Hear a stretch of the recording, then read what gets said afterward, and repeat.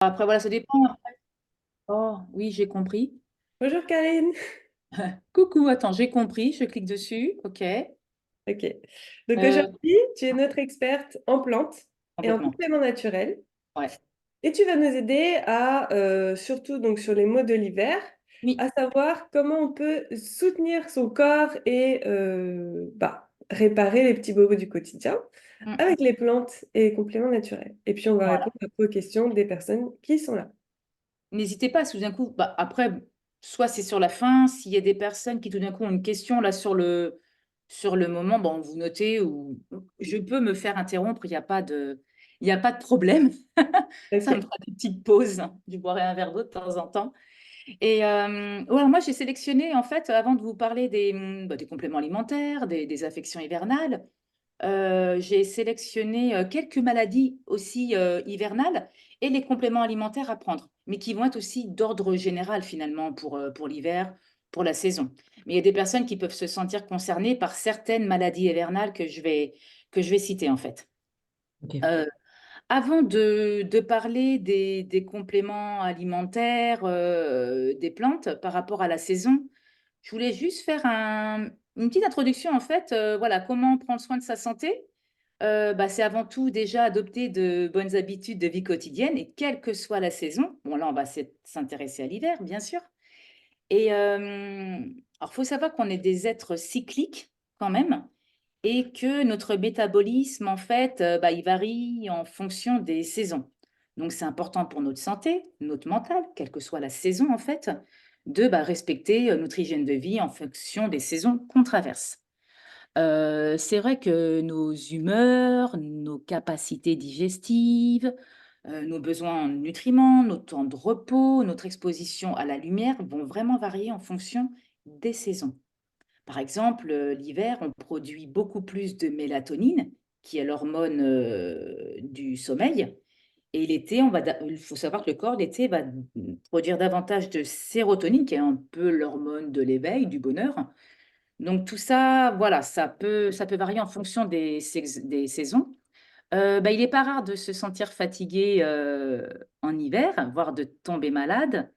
Ça peut être aussi à l'arrivée de l'automne, ça peut être aussi à la sortie de l'hiver, à l'entrée du printemps, parce qu'en fait, ce sont des périodes de transition pour notre organisme et en fait, qui le forcent aussi à s'adapter à ces nouvelles saisons qui arrivent, ce qui peut faire des fatigues physiques, mais aussi psychologiques. Sur certaines personnes, ce sera les deux. Ce sera fatigue physique et psychologique. Donc, c'est un petit peu plus lourd à porter, en fait.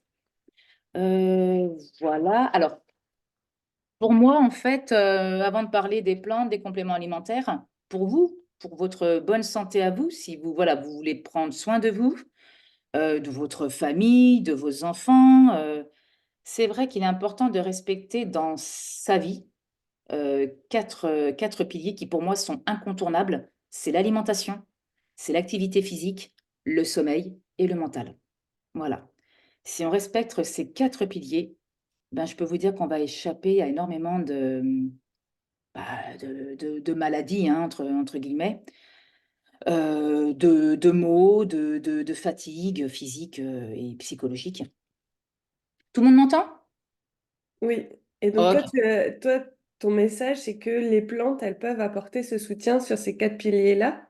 Voilà. Pour moi, on doit respecter ces quatre piliers et les plantes, elles vont arriver en complément. Ça ne sert à rien de prendre des compléments alimentaires, plantes, gélules, vitamines, tout ce que vous voulez. Si à côté, vous dormez 4 heures, vous sortez pas de chez vous, vous faites aucune activité physique, aucun sport, vous mangez n'importe comment, je vois pas l'intérêt. Ça sert à rien. Et ça va pas contrebalancer votre santé du bon côté, encore moins. Donc c'est important en fait, voilà, bah, de prendre soin de soi tout simplement, de son corps, de son mental. Il y a l'environnement qui compte, il y a la famille, il y a le travail, il y a beaucoup de choses. Mais déjà, voilà, l'alimentation, activité physique, sommeil, mental, si tout ça c'est respecté et qu'on gère évidemment du mieux que l'on peut, ben, vous allez être en bonne, voire en très très bonne Oui, santé, hein, c'est sûr. oui, je suis d'accord avec toi. Et d'un autre côté, je vois aussi que bah, ce discours-là, c'est beaucoup de discours de naturaux, hein.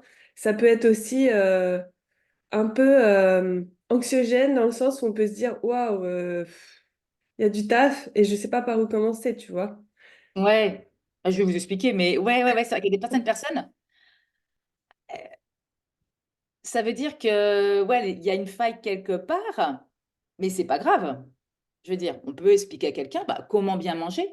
Pour moi, l'hygiène de vie au niveau alimentation, bon, c'est vrai que je suis un peu plus à cheval sur l'alimentation, mais c'est vrai que une bonne hygiène de vie, c'est 80% d'une bonne alimentation, activité physique, sommeil.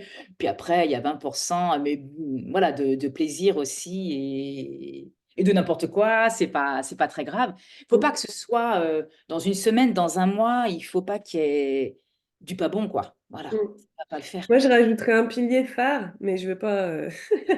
Oui, Ce sera oui. pas le sujet aujourd'hui, mais c'est la spiritualité. En tout cas, Ouais, la foi en quelque chose de plus grand que nous et avec lequel on est co-créateur. Parce que je trouve que c'est important de trouver l'équilibre entre justement ça, qui est beaucoup la matière, hein, le mental, l'alimentation, le sport, ce qu'on gère ouais. nous, et ce qui nous dépasse, et être en accord avec ce qui nous dépasse, tu vois. Je pense que c'est aussi Mm. important pour être bien dans sa vie, dans sa tête, et aussi comprendre et accepter que des fois, on vit des choses qu'on ne contrôle pas, mais qui sont pour notre plus grand bien. Mais bon, je vais faire Oui, la aussi. parenthèse, Oui, et ce oui. sera pas le sujet d'aujourd'hui. Oui, oui. Il y a des cadeaux dans la vie, dans l'année parfois qui passent. On prend ça un petit peu comme des poisons finalement, mais bon, c'est des bons cadeaux finalement. C'est des contraintes, c'est des gros boulets. Et finalement, ça fait des bons cadeaux. Quand tu parles de spiritualité, oui. Alors là, on va être un peu bah, dans mon petit chapitre là sur le mental et les méthodes aussi pour être bien en fait. Ouais, tout à Mm, fait. mm. Ouais, Hormis ses amis, sa famille que l'on aime, bien choisir voilà, un petit peu son entourage, vivre là où on a envie d'être. C'est beaucoup de choses aussi, c'est vrai. Ouais. ouais. Alors, Alors, dis-moi. bah, vas-y, je te laisse. C'est bon? Ouais, alors je passe vite fait, je fais vite fait un petit point sur l'alimentation en fait. Alors c'est vrai que notre santé elle passe par l'assiette. Si elle est de saison, c'est mieux. Faut savoir que les aliments, c'est une mine de nutriments pour notre corps, pour être en bonne santé, pour bien dormir aussi. Ces nutriments, c'est vrai qu'ils agissent entre eux pour assurer le bon fonctionnement de l'organisme et on les remercie pour ça. Par exemple, bon, bah, on sait que le magnésium, c'est un anti-stress. On sait que le magnésium, la vitamine D associée au calcium, c'est très bien pour renforcer la solidité des os. Les bons acides gras dans l'alimentation, c'est très bien pour renforcer notre système cardiovasculaire. La vitamine C dans les fruits et les agrumes, c'est parfait pour booster l'immunité, pardon. Donc, voilà, c'est important de prendre ça en compte dans notre assiette, tous les éléments. Bon, là, c'est pas un cours de diététique, hein, je passe vite fait là-dessus, mais c'est vrai que si on mise sur une alimentation équilibrée, on préviendra énormément de maux. Ça, pour moi, c'est important. Euh, Après, il y a des fruits d'hiver, il y a des légumes d'hiver. C'est vrai que c'est important de manger en fait de saison. Ça a meilleur goût et c'est plus riche en vitamines, en minéraux, en antioxydants. Donc, des aliments hivernaux à privilégier. Après, je peux vous citer vite fait, j'avais noté, si vous aimez ça, j'espère, il y a tout ce qui est légumineuses, oléagineux, les choux, les courges, potimarron, qu'est-ce que j'ai mis potiron, poireaux, radis noirs, oignons, endives. Alors ça, en fait, tout ça, voilà, ça, vous pouvez trouver ça partout. Et c'est très bien de privilégier ces légumes, en fait, l'hiver. Après, côté fruits, si on parle des fruits et légumes, c'est plutôt voilà, les pommes, les poires, les agrumes qui sont très riches en vitamines. Donc ça, au niveau alimentation, c'est vrai que si on peut privilégier ça dans sa cuisine, dans son assiette, ce sera parfait en fait. Voilà. Après, concernant l'activité physique, euh, il n'y a pas besoin d'être un grand sportif pour faire de l'activité physique. Après, il y a le sport au sens propre du terme et l'activité physique qui, par exemple, Heu, passer l'aspirateur, bricoler, jardiner, marcher, ça c'est l'activité. On se bouge à la maison mais par contre, il est très important en hiver, c'est vrai qu'il parfois, il fait froid, évidemment, il fait très froid, on n'a pas envie de sortir dehors, on est trop bien au chaud et c'est vrai que, faut absolument sortir parce que, rien que pour l'oxygène, rien que pour s'aérer la tête, rien que pour bouger, pour son cœur, pour sa circulation. Moi, je suis très activité physique, je fais beaucoup moins de sport qu'avant, Mais c'est pas grave. Courez, marchez, il faut absolument que vous bougiez, sortez de chez vous. Même si vous n'avez pas envie, motivez-vous, allez prendre l'air, ça oxygène, ça fait du bien et on dort mieux aussi. Ouais. On dort mieux, voilà. C'est peut-être Et un puis, petit peu déplacé, mais j'ai envie de te demander ton âge, Karine, j'ai 48 ans. parce que tu ne les fais pas du tout. Ah bah, je sais pas, là, quand je me vois, là, mais bon. Et ouais, 48 ans, 49 cette année. Voilà. Non, mais Donc, voilà, enfin, toi, ça fait des années que tu pratiques tout ça, tout ce que tu nous... ouais. Bah, le sport, j'ai beaucoup diminué, mais bon, c'est pas. Maintenant, je dirais plus que je fais de l'activité physique que du sport. Mais ce que je dis aux gens, en fait, en conseil à la pharmacie, parapharmacie, ce que je dis aux gens, en fait, les conseils que je leur donne, en fait, c'est ce que je fais. Je suis un peu plus crédible et puis ça va. Ils vont le ressentir, en fait, quand je vais leur en parler, que ce soit pour certains compléments alimentaires, que ce soit pour l'alimentation. Et voilà, je touche du bois. C'est vrai que les affections hivernales me touchent pas trop, mais voilà, je touche du bois pourvu que ça dure. Mais ça touche énormément de gens. Et puis, ben, en pharmacie, ben, on est là pour les aider, on est là pour les conseiller en fonction de leur traitement, des contre-indications, voilà, de ce qu'ils sont capables d'intégrer et aussi de faire comme effort. On doit s'adapter. Mm. Ouais. Là, il y a une personne qui nous demande pour la gastro, parce qu'elle est en plein dedans, qu'est-ce qu'on peut conseiller? Ah, la gastro. Ouais. Et puis, en fait, je voulais faire un point aussi sur le fait que en pharmacie, bah, tout ce qui est médicaments, tout ce qui est médicaments pour les maux de l'hiver, c'est pas très efficace. Enfin, ça va agir sur des symptômes, ça va décongestionner ou ça va, euh, je sais même pas d'ailleurs, tellement ça fait longtemps que je sais Ah même. oui, moi Ah si, ça aussi. va retirer les douleurs, les migraines, les choses comme ça, Oui. retirer un peu la fatigue. Mais Mm, je veux dire, ça aide pas à la guérison. mm, Ça aide à mieux vivre le mal, tu vois. mm, Et là, les compléments naturels, par contre, que ce soit les huiles essentielles ou les plantes ou les vitamines, ils sont hyper efficaces. Ou l'homéopathie, on va en parler tout à l'heure avec Amélie. Mais ils sont mm. hyper efficaces pour les maux de l'hiver. Ouais. Tout à fait. C'est par cure, hein. On n'en prend pas non plus pendant des mois, c'est par cure, mais c'est vrai que c'est très efficace. Alors en prévention et en curatif aussi pour certains, on verra ça tout à l'heure. Pour la gastro, alors, bah, faut pas se forcer. De toute façon, on n'a pas forcément faim. Faut boire en très petite quantité. Je peux répondre maintenant ou pas? Mais si tu veux, oui. Ouais, ouais, pour la gastro, en fait, en gémothérapie. La gémothérapie, c'est la thérapie par les bourgeons, en fait. Voilà, c'est vraiment le bourgeon avant qu'il devienne fleur, plante, arbre. Et il y a le bourgeon noyer qui est super intéressant à utiliser en période de gastro. Euh, c'est un antidiarrhéique et bah, c'est puissant sur la sphère intestinale. Et c'est à prendre avec un tout petit peu d'eau. Alors au début, quand on est incapable de prendre de l'eau, alors qu'est-ce qu'on m'avait dit? C'est une petite cuillère à café d'eau pour se réhydrater, mais pas trop, sinon on revomit. Une petite cuillère à café d'eau toutes les quarts d'heure à peu près, tous les quarts d'heure. Et le bourgeon de noyer, c'est intéressant, hein. On peut mettre 10 gouttes, 10 à 15 gouttes le matin, 10 à 15 gouttes l'après-midi, en dehors des repas, avec un petit peu d'eau. Il y a les probiotiques aussi. On peut utiliser les probiotiques. Bon, la gastro, l'avantage, contrairement par exemple à la grippe, je vais en parler, c'est que ça dure pas très longtemps normalement. Les probiotiques vont être très intéressants aussi pour refaire la flore. On peut faire ça en cure de 10 jours. On peut carrément faire ça en cure d'un mois si on a pris pas mal de médicaments. Et ça se prendra le soir au coucher, car l'intestin en médecine chinoise se régénère, se nettoie la nuit, 5 heures du matin à peu près. Donc les probiotiques, moi je suis une adepte des probiotiques en cure à faire de temps en temps, une petite gélule, souvent c'est en gélule, le soir au coucher, et ça va calmer la sphère intestinale. Après la gastro, c'est vrai qu'il n'y a pas grand-chose à faire. Boire en petite quantité et puis bah, remanger quand vous pourrez. Mm.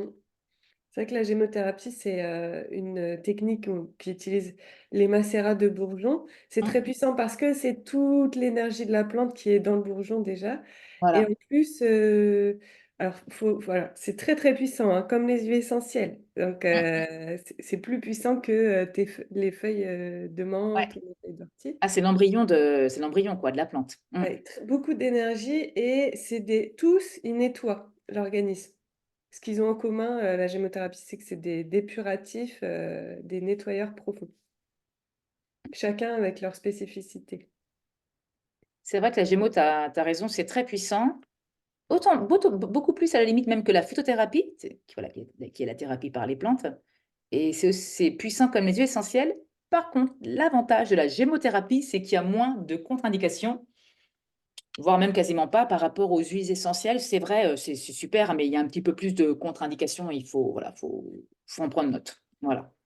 Les huiles essentielles sont un petit peu plus compliquées à manipuler. Quelqu'un qui est débutant, je ne le laisse pas faire sa petite tambouille, tout ça à la maison tout seul, hein. Je lui explique bien. Après, si la personne veut se mettre à l'aromathérapie, bah, je lui conseille absolument de s'acheter la base, quoi. Un bouquin, un répertoire sur les huiles essentielles, etc. Celles qui se diffusent pas, etc. Voilà. Alors ça, c'est un autre sujet, l'aromathérapie, hein, c'est très vaste. Donc, la Gémeaux, pour ça, c'est vrai que c'est parfait. Ouais. Ouais, ouais, il y a moins d'inconvénients, moins de contre-indications. Ok. Donc maintenant, tu voulais continuer sur... Oui, alors l'activité physique, bon, voilà, on sort. Le sommeil. Alors, c'est vrai que bien dormir, c'est très bien pour notre mental, pour notre physique, et c'est surtout un gage de bonne santé. Et les gens qui dorment mieux sont en général en meilleure santé. Voilà. Faut savoir, en fait, il y a une étude qui est tombée que les personnes qui dorment peu ou qui dorment mal ont que 4 fois plus de risques d'attraper un rhume que les autres. Euh, ou autre affection hivernale aussi, hein, qui pourrait les clouer au lit en moins de deux. Donc, c'est vrai que le sommeil, c'est important pour la réparation du corps et de la tête, hein, aussi. Euh, En hiver, c'est vrai qu'il y a des personnes qui, alors moi parfois, hein, des fois, qui éprouvent le besoin un petit peu d'hiberner. Mais en fait, c'est pas mieux de dormir trop parce qu'en fait, bah, finalement, on se rend compte le matin qu'on n'est pas en meilleure forme parce qu'on a dormi plus longtemps. Et le sommeil, en fait, il n'est pas si réparateur que ça. Alors, il y a d'autres études aussi qui disent qu'il faudrait se coucher. Alors, c'est pas évident, je trouve, franchement. Il faudrait se coucher, notamment l'hiver, pour pas trop dormir, pas trop hiberner, tous les soirs à la même heure et se lever tous les matins à la même heure. Je ne sais pas s'il y a beaucoup de gens qui vont respecter ce challenge. C'est pas évident, que ce soit la semaine ou le week-end. Mais bon, ça dépend aussi du travail, évidemment. Ce qui fait aussi, bah, pour certaines personnes, en fait, le fait de pas bien dormir ou de se sentir fatigué aussi l'hiver, c'est aussi bah, le manque de lumière, en fait, et qui vient un petit peu déséquilibrer notre horloge interne. Donc, d'où l'importance de profiter au maximum de la lumière du jour, voilà, de sortir la journée, de même passer la tête dehors, peu importe, voilà, de prendre l'air, tout simplement, et peu importe le temps. Voilà. Donc, c'était un petit peu, voilà, vite fait sur le sommeil. Il y a des personnes qui vont dormir 6 heures, elles vont être en super forme, hein. Et puis il y Oui. en a, ça va être 8-9 heures, hein. Il n'y a pas d'heure idéale, hein. Moi, j'ai une copine, elle dort 4 heures par nuit, depuis toujours. Elle n'est jamais malade, elle est en bonne santé. Euh, voilà, c'est comme ça. Et puis il y a des personnes qui vont dormir 9 heures, 10 heures, et c'est plus toujours, c'est plus l'enfance, c'est des gros dormeurs. Et bon, ils ne s'en portent pas plus mal, hein, ça va. Voilà. Mais c'est vrai que les journées ne sont pas les mêmes, hein. C'est sûr que mon amie qui dort 4 heures par nuit et qui va très bien, elle a des journées remplies. En fait, elle fait énormément de choses, hein, c'est sûr, hein. Donc, c'est une satisfaction aussi le soir, quoi, hein. Là, ça me fait penser, Cécilia, au Miracle Morning. Mm. Si tu veux, voilà, une journée remplie. Bon, 4 heures par nuit, je le ferai jamais. Bah, j'espère que, oh là là, mon Dieu, que ça m'arrivera jamais de dormir que 4 heures par nuit. Mais bon, j'adore dormir. Mais voilà, moi, il me faut mes 8 heures, moi, personnellement. Facile. Ouais, ouais, Ouais. ouais. Ça, c'est propre à chacun C'est propre à chacun. Mm. Ouais. et, Et de et, sa et, journée. et l'intérêt, c'est de trouver le nombre d'heures qui nous convient. C'est des fois, comme Exactement. tu dis, quand on dort pas assez, on le sait, quand on dort trop, on le sait. Ouais. Et trouver le nombre d'heures qui nous convient, puis essayer d'avoir un rythme Mm. sur ce nombre d'heures-là régulier, quoi. Faut s'écouter, ouais, ouais, ouais, ouais. Par contre, c'est vrai que c'est prouvé quand même que de se coucher avant minuit, et sans écran dans la chambre, alors écran, ordi, portable, tablette, lumière bleue, c'est vrai que moi j'ai fait le test avant minuit, après minuit, écran, pas écran. Et c'est vrai que waouh, on se réveille nettement mieux le matin. On a vraiment un bon sommeil qui est beaucoup plus réparateur avant minuit que même après minuit. Même ne serait-ce même juste pour dire, oh, on n'est pas 1 heure près. Non, même 1 heure du matin, et le matin, ça le fait moins. Ouais, ouais, ouais. Ça Et dépend des puis, personnes. tu as parlé de la médecine chinoise tout à l'heure, de 22 Mm. heures à minuit, tu as déjà la vésicule biliaire qui se régénère. Donc, Exactement. si tu oublies ça tout le temps, Ouais. ben, ta vésicule biliaire, ton foie, ils vont avoir du mal à évacuer les déchets de la journée. Et donc, Mm. forcément, tu es dans un moins bon état de santé pour la suite. D'autant plus, par exemple, aussi vite fait, les personnes qui vont manger tard, et même lourd, éventuellement, sucré, salé. Oh, la digestion, ça va être une catastrophe pendant la nuit. On a le foie qui se régénère vers Ou 2 3 heures. remanger du sucre de 22 heures à minuit, après le repas qui était à Hein? 20 heures. C'est toi, Cécilia? Non? Tu rigoles, non, c'est... C'est dans Non? ma famille. Ah, ok. Ouais. Et ouais, l'heure du repas aussi est super importante, hein. L'idéal, je crois que ce serait 19 heures, quoi. Terminé avant 20 heures, finalement. Oui, Ouais, ouais, ouais. Mm. oui, avoir du temps de digestion entre le repas et le coucher. Mm. Une digestion, ouais, ouais, ouais, c'est très long une digestion, hein. C'est pas que 2 heures, hein, contrairement à ce qu'on croit. Non, non, c'est assez long et c'est vrai qu'on a nos organes tout d'un coup qui interviennent. Nous, on est en pleine digestion. Non, les nuits sont pas très bonnes. Ouais, Mm. c'est vrai. Ouais, Faut pas c'est que ça clair, arrive tous les jours, quoi. c'est clair. Ouais. D'ailleurs, on a réglé beaucoup de reflux gastro-œsophagien ou d'acidité la nuit qui empêchait de dormir par une alimentation plus légère le soir. Éliminer les grosses sauces, les fritures, le gras Ouais, complètement. surtout. Ça améliore beaucoup, beaucoup la qualité de sommeil et la digestion.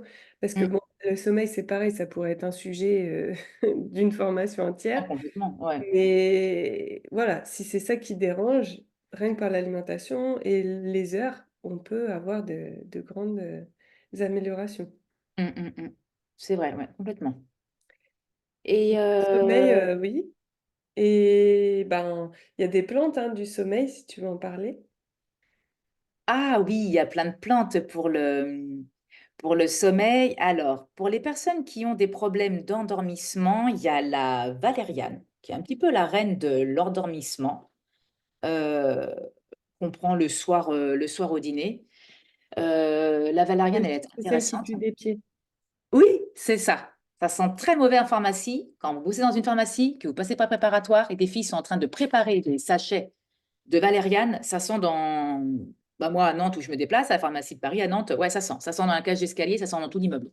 C'est une catastrophe. Je ne sais pas si Adeline a déjà senti ça en arrivant à la pharmacie, mais c'est pas terrible. Ah, faut pas avoir la nausée. Ce serait pas bien. C'est pour ça que c'est mieux de le prendre en gélule. Tu vois, il y a certains trucs Ouais. comme Ah bah, artichaut radis noir pour le foie, autant le prendre en gélule ah ouais. qu'en ampoule, quoi, tu vois. Ouais, complètement. J'ai jamais essayé mon ampoule, hein, au pire en gélule, mais ouais, ouais, ouais, complètement. La passiflore, c'est très bien aussi parce que c'est une plante pour le sommeil, mais qui est aussi anti-stress et qu'on peut prendre là, par contre, dans la journée, pendant la journée, hein, c'est possible, hein. La valériane, c'est vrai que c'est plus le soir. Euh, L'aubépine, elle est bien, elle aussi, plutôt pour les insomnies. Mais ça peut être aussi palpitations, angoisse, anxiété. Mais bon, elle lutte contre les insomnies. Alors après, il y a insomnie, insomnie, hein. Voilà, moi, j'ai affaire à des gens. En fait, ils sont insomniaques depuis des années. Et je me dis, mais qu'est-ce que je vais faire pour les aider? Qu'est-ce que je peux leur proposer? Ils ont tout essayé. Bah, ils en sont aux médicaments, hein, même la mélatonine, mais ça marche même plus. Alors, bon, bah, c'est compliqué en fait, hein. C'est des gens qui sont suivis au CHU, au centre du sommeil. Mais voilà, donc l'aubépine, l'insomnie, je me dis, oh, bah, peut-être, je vais tenter. Mais bon, bah, voilà. Il y a l'escolzia aussi. L'escolzia, c'est une plante qui est parfaite pour les réveils nocturnes. Même tout ce qui est angoisse, cauchemar. Voilà, ça peut être pas mal. Oh, on peut faire un sujet sur le sommeil. Il y a pas mal de choses, hein. Ouais. Donc la valériane, la passiflore, l'aubépine, l'escolzia. Ouais. Et puis en molécules, on a la mélatonine, bien sûr. Voilà, ouais. Qui est l'hormone du sommeil. Alors moi, la mélatonine, je mets beaucoup de guillemets dessus, c'est qu'à la base, la mélatonine, c'est conseillé pour les personnes âgées qui, en vieillissant, bah, leur cerveau fabrique naturellement moins de mélatonine, c'est normal. Bah, tout ralentit. On va même dire à partir de 50 ans, il y a beaucoup de choses un petit peu dans le corps qui ralentissent un petit peu. Alors, ça peut être la mélatonine pour certains, ça peut être le transit pour d'autres. Et c'est vrai que la mélatonine, c'est une hormone du sommeil, mais ça reste malgré tout une hormone de synthèse dans les compléments alimentaires.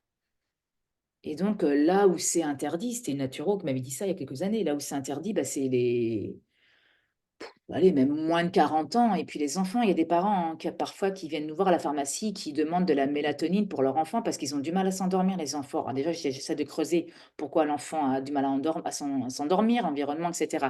Mais la mélatonine, en fait, c'est interdit aux enfants, c'est interdit aux jeunes personnes parce que le cerveau en fabrique encore naturellement qu'on n'a pas besoin d'apporter cette hormone à ces âges-là, quoi. Donc c'est vraiment à la base pour les seniors et pour les personnes aussi, par contre.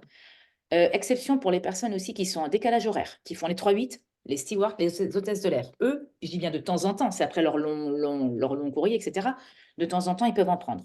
Ouais. Parfois, on a, à la pharmacie, il y a des prescriptions aussi du CHU pour des cas d'autisme grave. Là, par contre, c'est chez l'enfant. Et là, c'est des doses de mélatonine assez conséquentes. Il n'y a que là aussi où éventuellement, bah, les pharmaciens les donnent, hein. De toute façon, ils n'ont pas le choix, c'est une ordonnance, ils respectent. Enfin, voilà. Mm, mm. Ok, ben merci pour ces Voilà. précisions. Et puis, il y a des acides aminés comme la tryptophane. Oui, ouais, ça c'est un petit peu ouais, qui active la sérotonine en fait, qui est un peu l'hormone du bien-être. Alors le L-tryptophane, ce qui est intéressant, ça serait, bah, il y a la griffonia, le griffonia, pardon, c'est une plante qui contient du L-tryptophane. L'idéal, ce serait de la prendre à 17 heures. Parce que la sérotonine, en fait, c'est un neuromédiateur de la mélatonine, qui est l'hormone du sommeil. Donc, on peut prendre du griffonia le matin ou le midi, parce que voilà, on est un petit peu, on n'est pas. Parce que la griffonia, c'est bien aussi pour comment dire, le moral, un petit peu, les émotions négatives, la tristesse, le pas bien, je suis pas bien, je suis triste, voilà, je suis pas bien. Donc, ça peut être le matin, ça peut être le midi, et ça peut être une dernière à 17 heures pour justement activer un peu mieux la mélatonine pour mieux dormir. Voilà. Mm. On Et on parle le du trouve mental, dans juste. certains aliments aussi, comme la banane, par exemple. Oui, ouais, ouais. Il y a des. Alors, après, je suis pas trop calée. C'est vrai que je me suis pas calée sur les aliments. Faut que je regarde, hein, mais Mm. riches en tryptophane, ouais, ouais. Bah, c'est La les oléagineux, les bananes, Ouais, les oléagineux, hein, ce qu'on a, bah, c'est les, voilà, c'est les noix, les noisettes, les amandes qu'on peut manger tous les jours l'hiver, il n'y a aucun problème. Ça peut être le matin au petit-déj, ça peut être aussi au goûter. Très bien. Pour les sportifs, c'est intéressant aussi. Bon, ils vont mettre éventuellement des bananes séchées, un petit peu plus sucrées ou des raisins secs. Mais tout ce petit combo, c'est bon et c'est très, très, très efficace. Très bon. Bon au goût et bon pour la santé. Mm. Donc, On parle du mental vite fait. ouais, Cécile, pardon? oui, oui, bien sûr. Ouais, le mental, bah, c'est sûr qu'une bonne santé mentale, oui, forcément, bah, c'est un facteur de bonne santé générale. Euh, tout ce qui est stress, vous voyez, émotions négatives, alors, de plus en plus, bah, les personnes qui sont, voilà, qui sont assez stressées, qui ont des émotions négatives plus ou moins à répétition, il n'y a pas de hasard, elles vont déclencher, pour certaines, hein, des migraines, des insomnies, des règles douloureuses, des maux de dos, de la fatigue, hypertension et même provoquer à un moment donné des maladies cardiovasculaires, rien que ça. Donc, c'est hyper important de soigner son stress, de soigner son mental. Euh, les personnes qui souffrent de stress chronique, et ça, c'est pas marrant, c'est pas évident à gérer. Elles ont le taux de cortisol, le cortisol, en fait, c'est l'hormone du stress. Il est élevé en permanence par rapport au stress chronique. Et en fait, bah, ça affaiblit le système immunitaire. Plus le taux de cortisol est élevé, plus le système immunitaire, bah, ils font comme neige au soleil. Donc, en fait, c'est des personnes qui peuvent tomber malades plus facilement. Donc, c'est vrai que c'est important de bien gérer son stress. Et il y a des personnes qui vont être plus impactées l'automne et l'hiver. Elles n'aiment pas trop cette saison par rapport au manque de lumière, de chaleur. Mais ça peut être, bah, ça peut arriver à n'importe qui toute l'année. Après, il y a différentes méthodes hein, qui peuvent nous convenir pour gérer notre stress. À part, on peut en parler aussi un professionnel, si vraiment c'est des gros problèmes difficiles à surmonter seul. Mais tout ce qui est relaxation, méditation, sophrologie, le sport, la respiration, ça aide énormément. Oui, méditation, j'ai dit. Ça aide énormément à, voilà, à se détendre, à calmer son stress, à le gérer et pourquoi pas même à mieux en parler. Donc là, c'était important aussi de parler du mental dans notre bonne santé générale, quoi. Voilà. Euh, C'est clair. Et d'ailleurs, ouais, sur ma chaîne YouTube, c'est pour ça que j'ai mis respiration cohérence cardiaque, des méditations guidées, parce que la les cohérence personnes qui cardiaque, j'ai ont, pas dit. ouais, Mm, les personnes qui ont un fort mental, en tout cas moi, ce qui m'a aidé au départ, c'est pour lâcher mon mental, c'est d'écouter quelqu'un parler. Juste le silence ou juste la musique, j'arrivais pas à faire cesser le brouhaha dans la tête. mm. Et du coup, d'écouter quelqu'un et de me laisser transporter par là où il voulait m'emmener, ça me faisait du bien et c'est pour ça que j'en ai créé de cette forme-là. Moi, je sais, Cécilia, que quand j'ai commencé ta formation, donc en mars 2022, qui a suivi après la formation de Laurence, eh bien, j'ai commencé à ce moment-là la méditation, parce que les filles, vous nous aviez donné des applications méditation. C'est quelque chose que j'avais jamais fait dans ma vie avant. Oh, ben, on y pense, on va, ouais, si, je ferai ça un jour. Enfin voilà. Et bah, ça va bientôt faire 2 ans que je fais de la méditation, que j'écoute de la méditation, alors guidée pour ma part, mais j'aime aussi les musiques anti-stress, relaxantes. Je trouve ça sympa. Et, ouf, ouais, ça, je suis pas non plus quelqu'un de trop stressé dans la vie, mais la méditation, c'est génial, quoi. C'est le matin au réveil ou le soir au coucher, ou tu travailles pas, tu t'allonges tout d'un coup l'après-midi dans ton canapé parce que voilà, tu prends du temps pour toi. La méditation, s'il y en a d'entre vous qui n'ont jamais essayé, qui sont curieuses, ben, allez-y. Ça détend énormément. Il n'y a pas Et besoin ça d'être stressé recharge. pour en faire, hein. Voilà, c'est pas. J'ai l'impression que ça recharge, tu vois, comme une bonne nuit. Enfin, Ouais, des complètement. Et il y a fois, des je sors sensations, de en fait. 15 minutes de Ouais. méditation et comme Ouais. s'il y a une nouvelle journée qui commence, je me sens ressourcée, rechargée et c'est reparti. Et c'est prouvé. D'ailleurs, c'est prouvé que c'est très, très bon pour la santé sur plein de choses, hein. Et moi, personnellement, je la fais toujours. Alors, moi, je pensais que la méditation avant, c'était en position assise, etc., etc., les petites mains là, comme ça. Bah, moi, personnellement, c'est pas du tout comme ça que je la pratique. En fait, je suis toujours allongée, la grosse feignasse. Et Je suis moi toujours aussi. allongée. Alors, le problème, c'est que le matin, j'en fais le matin parfois, mais bon, légèrement réveillée, parce que sinon, j'aurais tendance à m'endormir, à me rendormir. Mais allongée, c'est génial parce qu'en fait, bah, vous avez le corps qui est calé sur un canapé ou par terre ou sur votre lit. Et en fait, il y a plein de sensations. C'est pas que dans la tête. Dans le corps, tout d'un coup, il y a de la chaleur. Il y a, je sais pas, il y a un truc qui va se passer au niveau du cœur, au niveau du ventre. Et on est vraiment. C'est comme si on était dans les bras allongés je sais pas, dans les bras de quelqu'un, de quelque chose. C'est une bulle, hein. C'est vraiment une bulle de bien-être, Ouais. hein. Oui, puis Ouais, ça permet un lâcher prise, tu sais. Enfin, ta tête est posée, ta nuque est ouais, posée, ton dos est ouais, posé, tes bras sont... Tout est ouais. posé. Donc tu peux vraiment lâcher, tu vois ce que je veux dire. Ouais, on sent son corps. Alors après, il y a des méditations guidées où ils vont faire, voilà, concentrez-vous sur vos pieds, mollets, cuisses, bras, tout ça. Et c'est vrai qu'on a vraiment cette sensation. Bon, faut être concentré. Faut pas déranger, hein, pas de Yoga, bruit, hein. Faut pas ça que quelqu'un s'appelle rentre dans la pièce ouais, à ce moment-là, hein. ça s'appelle Yoga Nidra, ça. Mm. Ah ouais. Mm. Ah oui, le yoga, tiens, j'ai pas cité. Ouais, voilà, le yoga aussi, c'est pas mal pour déstresser. On veut tout marcher dans la nature, tout ça. Enfin, bon, ça, c'est l'activité physique, mais c'est hyper important. Connectez-vous à la nature si vous habitez à la campagne ou pas loin. Bon, si vous aimez la nature, hein, il y a des gens qui n'aiment pas trop la nature, qui sont très urbains, très villes, hein, voilà, et qui font quand même attention à eux, à leur santé, hein, mais enfin, ouais, ça dépend des gens. Mm. Ouais.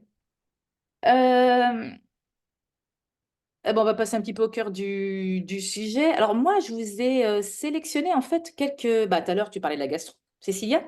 Et moi, j'ai fait une petite sélection des maladies hivernales qui peut-être vous touchent tous les ans ou vous avez déjà attrapé ci ou ça, ou justement pour éviter, bah, écoutez, vous allez savoir en fait quoi faire en bien, en remède naturel, voilà, pour passer le cap.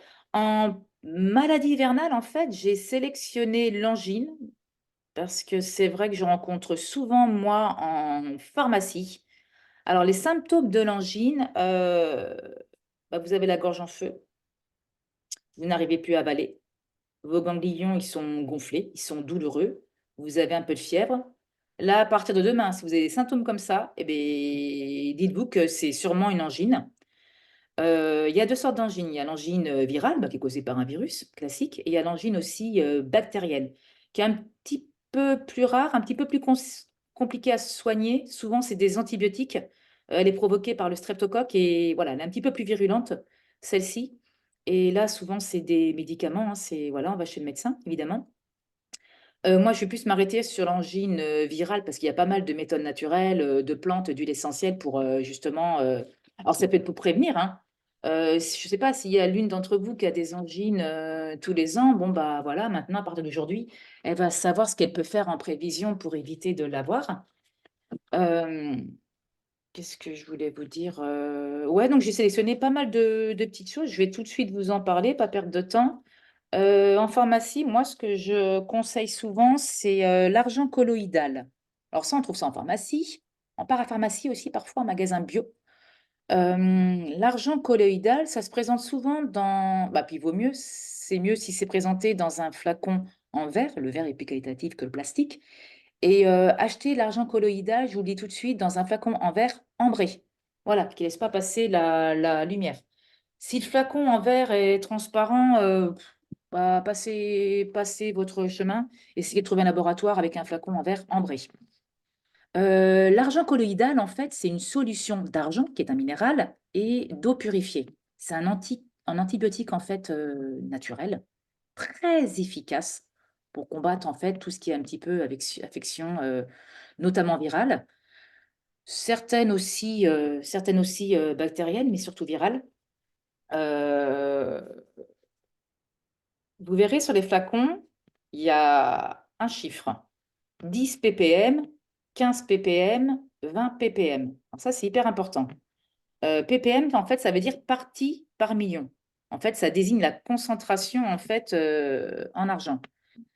Les flacons d'argent colloïdal, 10-15 ppm, c'est l'idéal. Si vous voyez du 20 ppm, eh ben, bah, n'en achetez pas. Voilà, je vais être franche, n'en achetez pas.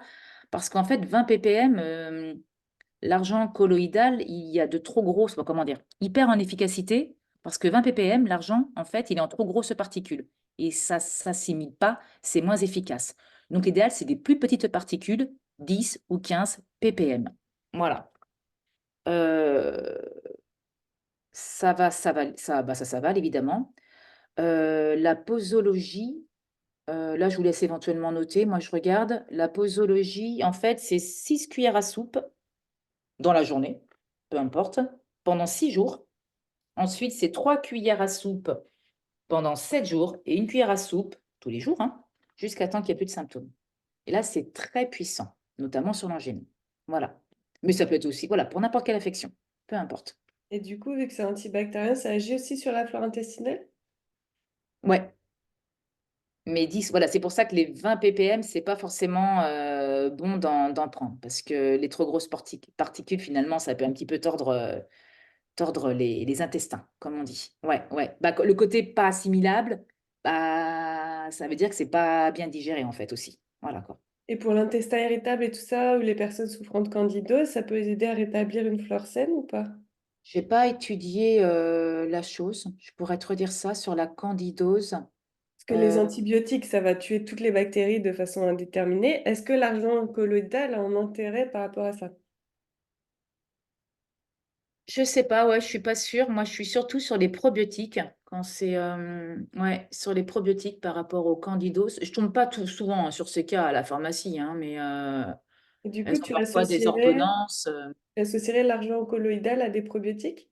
Ou faire la cure après de probiotiques? Non, pas les deux en même temps. Ouais.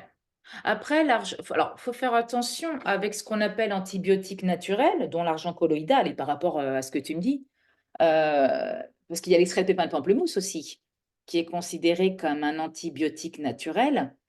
Mais bah, dans antibiotique naturel, il y a quand même antibiotique. Donc, faut pas non plus en prendre de trop et trop longtemps, parce que ça va, comme n'importe, bah, c'est pas un médicament, mais on sait que les antibiotiques abîment la flore intestinale. Donc, après, ce qui est bien après ce genre de cure, si on en a pris plus que prévu, c'est de faire une cure d'antibiotiques, de probiotiques, pardon. Voilà. Comme pour les médicaments antibiotiques, une fois que la cure est terminée, eh ben, on fait des probiotiques. Pendant un mois, on peut aller jusqu'à 2 mois de probiotiques, hein, s'il le faut, hein, selon la dose de médicaments qu'on a eu d'ailleurs. Ok, donc c'est pas, il n'y a pas plus d'intérêt à le prendre en argent qu'en médicament de ce point de C'est vue-là. pas, ouais, je serais peut-être plus sur des plantes ou pareil, toujours les probiotiques en fait, hein. Ouais, toutes les bifidus, les streptococcus, toute la sphère des probiotiques, en fait, les levures, etc. Ouais, Ok. tout là-dessus. J'avais vu aussi qu'on pouvait le faire en gargarisme, l'argent colloïdal. Oui, je me suis pas penchée là-dessus, mais on peut l'utiliser aussi en usage. Alors non, ouais, là en gargarisme. Alors oui, Les ah bah, angines. j'ai autre chose, ouais. Ouais. Euh, Ce qui est important, ouais, le gargarisme, en fait, c'est un petit peu de se gargariser la bouche et le fond de la gorge. Alors souvent, on est un peu comme ça, la tête en arrière, et puis ensuite, on avale, quoi. Mais là, ça, on verra tout à l'heure. Moi, j'ai sélectionné le propolis, qui est bien pour ça. Ouais, la propolis, ouais, qui est pas mal pour ça. Ouais. Et Ok. peut-être meilleur au goût. Chacun, ouais, après, il y a des goûts parfois un peu. Mais bon. Oh, le plus compliqué en goût, quand on les avale, c'est les huiles essentielles, hein. Ah, c'est fort, ça arrache. Moi, je bois un verre d'eau après, je mange un morceau de pain. Voilà quoi. Ouais, pour oublier le. C'est super efficace, mais c'est fort en bouche, hein. Ah ouais. On verra après plus tard pour les huiles essentielles. Voilà pour l'argent colloïdal. Alors, bah, l'huile essentielle, il y a le niaouli, qui est super efficace, qui a une puissante action antivirale et aussi une petite action antibactérienne. Donc, c'est super voilà, par rapport aux angines. Euh, L'huile essentielle de niaouli, c'est vrai on en vend beaucoup plus l'hiver que l'été, hein, c'est sûr, hein. Et elle est là pour soigner, elle, surtout tout ce qui est virus, mais aussi toutes les infections RL. Euh, on peut aussi, la niaouli, on peut la diffuser si on a un diffuseur d'huile essentielle, c'est parfait.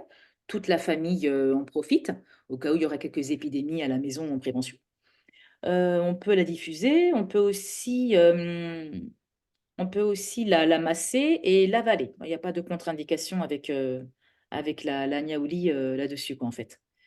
Euh, Au niveau de la posologie, c'est une goutte, soit sur un comprimé neutre ou dans une cuillère à café de miel. Il y en a qui vont prendre même une cuillère à café d'huile d'olive, une petite goutte, hop, vous laissez fondre sous la langue et vous faites ça 4 à 6 fois par jour. Voilà, quand les premiers symptômes de l'angine débutent. Ou en prévention aussi, mais là, on ne fera pas ça 4 à 6 fois par jour, on le fera peut-être 3 fois par jour. Voilà.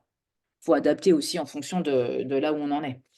Donc, une petite goutte 4 à 6 fois par jour. On peut masser aussi une goutte au niveau de la gorge. Moi, les huiles essentielles, des fois, selon le nombre de gouttes, ce que je vais faire, j'utilise pure. Ça m'a jamais irrité, brûler la peau. Ça dépend des gens, mais une goutte sur la gorge, ça peut aller. C'est pour pas en mettre 10 gouttes sur la gorge dans la journée, parce qu'à un moment donné, ouais, vous serez toute rouge le soir, quoi. Mais vous massez sur la gorge, ça c'est intéressant aussi. Et aussi en prévention, ce qui est intéressant, et ça avec beaucoup d'huile essentielle sur le côté antiviral, anti-infectieux, c'est une petite goutte sur chaque poignet, voilà. Pas là forcément frotter comme ceci. Alors ça va se transmettre, hein, ça, par capillarité. Et vous pouvez aussi faire 3 inspirations, 3 grandes inspirations avec cette huile essentielle. Voilà, pour se régénérer, pour faire du bien. Mais l'idéal, quand on a une angine, de toute façon, c'est voilà, c'est de la prendre en voie interne. Évidemment, c'est beaucoup plus rapide. Voilà. Qu'est-ce que j'ai mis d'autre? Ah bah la propolis. Ouais, la propolis. Alors, produit de la ruche, la propolis. Euh, la propolis, c'est une substance résineuse récoltée par les abeilles. Alors, la couleur de la propolis, en fait, elle va diffère parce que parfois, on voit de la propolis jaune, ça peut varier jaune, brun, noir. En fait, ça va dépendre des saisons et là aussi où les abeilles butinent. Ça dépend, la couleur va varier si elle butine sur des bourgeons, sur des plantes, sur des écorces. Donc voilà, vous pouvez voir différentes couleurs de propolis. En tout cas, l'action sera toujours la même. Ça n'a pas d'importance. Voilà, du moment que vous preniez un propolis de qualité et bio. Oui, tous les compléments alimentaires au niveau des plantes et des huiles essentielles, je vais un petit peu plus insister sur le bio, bien évidemment. Euh, la propolis, il faut savoir que ça, c'est très immunostimulant. Ça a des propriétés anti-infectieuses. Et c'est là où j'en viens, ouais, au gargarisme, Cécilia. L'idéal en pharmacie, en magasin bio, c'est d'acheter de l'extrait de propolis. Je trouve ça beaucoup plus efficace que les gélules. Donc, c'est des petits flacons, en fait, voilà, en verre. C'est de la propolis pure. Et vous versez, voilà, vous mettez ouais, 10 à 15 gouttes d'extrait dans un verre d'eau. Et puis, bah, vous buvez ça, allez, 3 fois par jour à peu près, quoi. Voilà. Là, ça va être efficace aussi par rapport à l'angine. Ouais. Propolis verte. La propolis verte en France, on n'entend pas trop parler. Elle vient surtout la propolis verte, elle vient du Brésil, moi, quand j'en vends là en pharmacie. C'est que du Brésil. Ouais. Là, on a Mm. plein d'apiculteurs qu'on peut trouver à côté de chez soi qui vont vendre de Vraiment. la propolis. Là, on a une Mm. de nos anciennes stagiaires avec laquelle on avait fait une masterclass sur les produits de la ruche qui en vend C'est et il sympa. fait des teintures mères avec et tout. Ouais. Donc, autant voilà, faire travailler aussi les petits producteurs. Ah, Et complètement. puis, bah, en interne, en cure, en prévention, en cure et Ouais. en externe. En externe aussi, c'est hyper complémentaire au miel pour tout ce qui est cicatrisation, éviter l'infection, etc. C'est l'un des bactériens puissants aussi de ce point de vue-là. Et c'est vrai que, bah ouais, s'il y a des producteurs par chez vous, ou même vous partez en vacances, moi parfois j'adore l'Auvergne. Et ben voilà, je trouve toujours voilà, des producteurs hein, en fait. Hein, Mm. et c'est vrai que c'est sympa d'acheter là-bas, quoi, de racheter leurs Mm. produits, quoi. En 100% fait, confiance. pour répondre à Florence, la couleur de la propolis, ça dépend de où l'abeille butine. Donc, par Ouais, exemple, là, celle de Sandrine, elle est marron. C'est surtout, tu le sens au goût que c'est des résines d'arbres. ouais, En- très résineux. Et donc, nous, on voit plutôt verte, c'est plutôt Brésil parce que peut-être qu'ils vont du coup butiner des plantes d'autres essences qui font une propolis verte.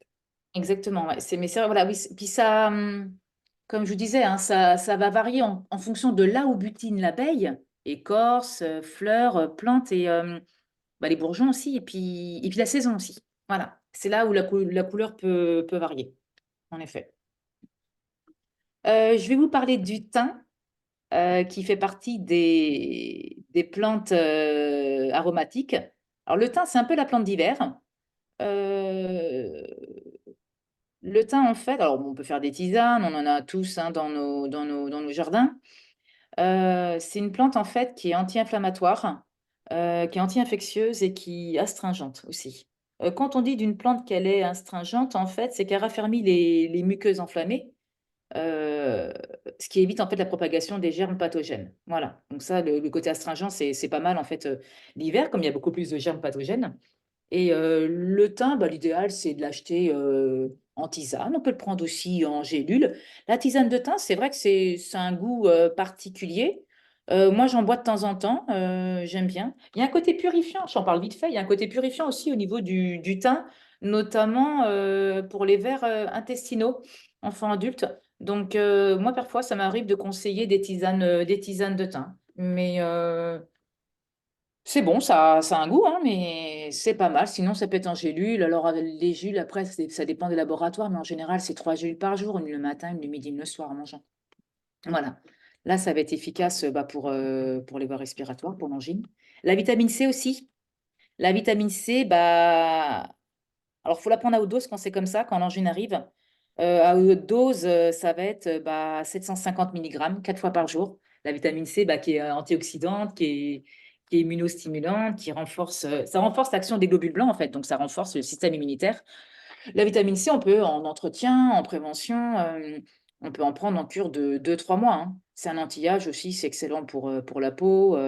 Voilà. Beaucoup de gens nous achètent de la vitamine C l'hiver.